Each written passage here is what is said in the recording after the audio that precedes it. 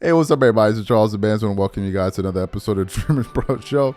We cover everything from sports, hot topics, classic debates, entertainment, and we'll give you guys a fresh perspective on things and how we see them. And we got a show for y'all today, man. But before we get into it, please make sure you like the video and sub to the channel. So, as you guys know, Patrick Beverley made some news, I believe it was yesterday, excuse me, about why Russell Westbrook isn't in the NBA. And then shortly after that, we got the news that he was going to be signing with the Sacramento Kings, right? But a lot of people were asking this question. Why was he in the NBA? Why was he in the NBA? And I said on that show yesterday, we all know why Russell Westbrook was going through what he's been going through. It's because he played with that damn LeBron James, man. We all know this, right? And we know the pattern. Whenever you play with LeBron James, your reputation usually goes in the toilet when things don't go well. This is the history of it. We all know this, right? So I saw a video yesterday from Raw, who was reacting to some comments that Shannon Sharpe said. Full disclosure, I'm not subscribed to Nightcap and all of these shows. I catch clips here and there. I'm not subscribed to most dudes, man. I only watch a few people. I stopped listening to Shannon after that last antic that went down. So, I was serious about it. So I didn't know that this was a thing until Raw brought it up.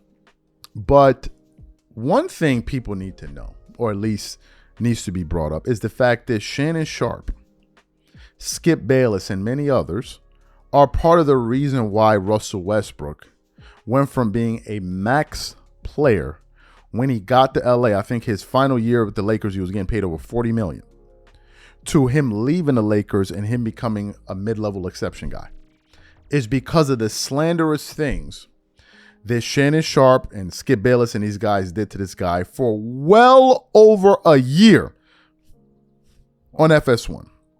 So what we want to do is, we want to play a quick compilation of some of the things that Shannon and Skip were saying about Russ throughout the years, and then we're going to come back and continue on the show. Take a listen to Shannon Sharpe here. You know, when you normally put together a little montage, I just want to show the people at home. I want to show the people three plays from my guy. Okay. Just pull that, right? Look at this. This is the first play offense. This is the Lakers' first offensive play. That's the Lakers. The first time they had the ball. This is what happened. Yep. I saw that one. Derek White got it easily. Whoops. That's the first play out of in the second half. It was. That's the first play. Yep. So the first play in the first quarter, the first play in the second half. In order, Russ's turnovers from last night, just for those who might not have stayed up late enough to digest them. Russ's turn. What? Russ, careful. Just careful. What was that? That'd get a lot of players yanked. What was that? That's just wild, out of control Russ. Russ? What? What, Russ? Come on. You're better than that. You're way better than that. But again, leaving his feet. Leave your feet up in the air without a plan. That's the one he hit AD side the head with. Right in the head. God. What are you doing, Russ? Russ, this is overtime. That's the other. Can we show first the 12 missed shots that he had at Portland on Saturday night? With LeBron healthy, AD healthy, how Rush doesn't fit them. He doesn't complement what they don't do well. He doesn't do well enough to complement their weaknesses. So it makes no sense. What are you waiting for? You talk about, well, let's wait to Thanksgiving. Skip, by Thanksgiving, you might be 20 games out of it. You 20 games out of it. What team wants to help the Lakers? Man, you know what? Man, this shows I feel bad for the Lakers, man. Let me go ahead and trade them of some good players so they can get back. What? What? Skip, look, the first week of the season has been a circus. Russ floor play, winless start, constant trade rumors. They don't have shooters. Russ is averaging 10 points a game. He's shooting 29% from the floor. He's shooting 8% from the three. Oh, it's not, no. All of this because they don't have anybody that can shoot the ball. So it is not all on Russ. It is not. But I just don't understand what you're holding on to him for. It's not going to get any better. I had Magic. So you heard Shannon. This is just a little piece of it. So when Raw brought up this thing, I was like, well, let me go see this clip. And in the clip, he's reacting to what Patrick Beverley said. So while Patrick Beverley is speaking, you can see that Shannon Sharpe looks disgruntled. Listen to him because he's looking almost listening to him like, what is this nonsense that this guy is saying? So when it came time for him to respond, he essentially doubled down on almost every single thing he had said about the guy all throughout the years. For those of you who didn't hear what Shannon had to say on Nightcap, I believe it was yesterday, take a listen to his comments here, and I'm going to come back and continue on the show. Take a listen to Shannon Sharpe here. I'm trying to figure out, he says it's the Lakers. Okay, Cleveland, Baker Mayfield. He's with Cleveland. Yeah. And I'm sure Cleveland said some bad things about Baker Mayfield. What's Baker Mayfield doing now? Cutting up.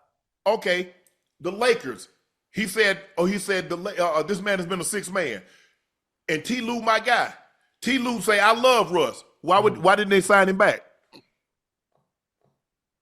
He declined the option with the Nuggets.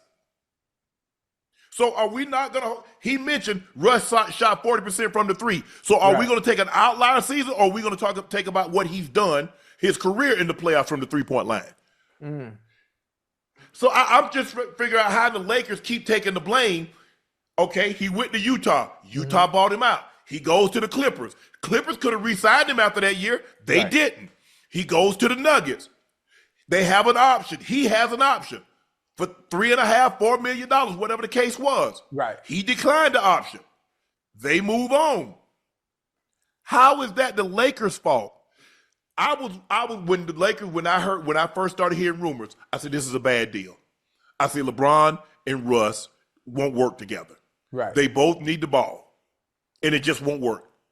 Neither one of the guys are catch and shoot. LeBron needs shooters. Russ needs shooters. So it's not going to work. But I'm just trying to figure out how it's everybody's fault. Russ is not, he's turnover prone. He's not a great shooter. He's not a great defender. Yeah, he's an energy guy. He's going to play hard all the time. Right. But at this stage of his career, he's not what he once was.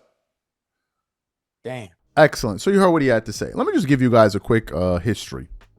Let me just pull up Russell Westbrook's stats before he joined the Lakers.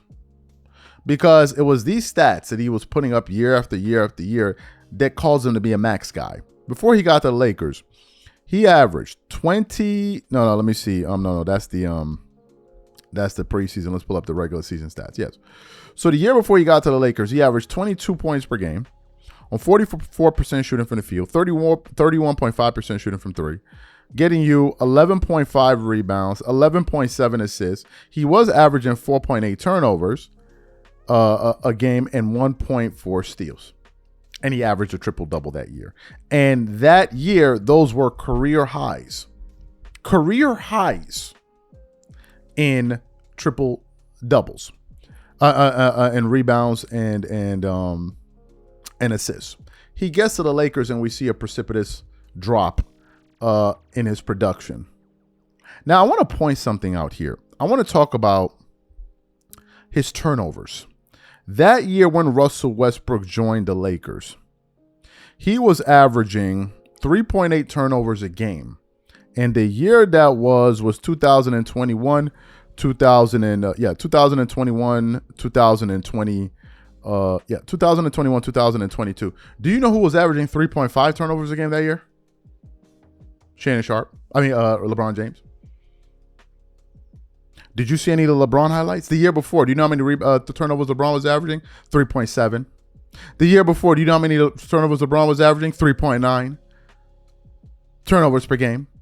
The year before, 3.6. The year before, 4.1. The year before, 4.1. Last season, 3.7. Where were all of these lowlights of LeBron James? This is why you can't take these people seriously. It was a mess from top to bottom. They failed because they all failed. They all failed as a unit. But when it comes to these LeBron twerking ass LeBron fans, all they do is single out the others and not him. And not him. They kept on showing highlight reel after highlight reel after highlight reel of Russell Westbrook's blunders. They didn't show the other guys. And at a certain point, once LeBron knew that year things were going to work out, do you know what he did? He checked out and started focusing on his stats. And he decided, okay, well, since things are going to work out, let me focus on my stats and try to average 30. That we all know the game, bro. The fact of the matter is, before he got to LeBron, everybody loved him. Prior to him leaving Washington, they wanted him to stay. So why is it now all of a sudden, the guy has been playing for well over a decade, he gets to the Lakers and all of a sudden he's a bad guy? Why? because I'm a LeBron fan and I just love blaming others. And these would be the same clowns that be running around talking about, well, you ain't supporting the black man. You ain't supporting the black man. These morons. They be the first one to pull a black card on you, but why you don't support black men? Why you don't support black men? And then look at how they trash black men. Oh, I guess Russell Westbrook ain't, he purple man. He maroon man. These dudes are a joke. A total joke. So all y'all that was up there feeling bad for Shannon Sharpe and all, he could have gave a more robust analysis of what was going on with the Lakers, but he rode the carousel. Let's keep trashing Russell Westbrook and make him the scapegoat. He was a convenient scapegoat.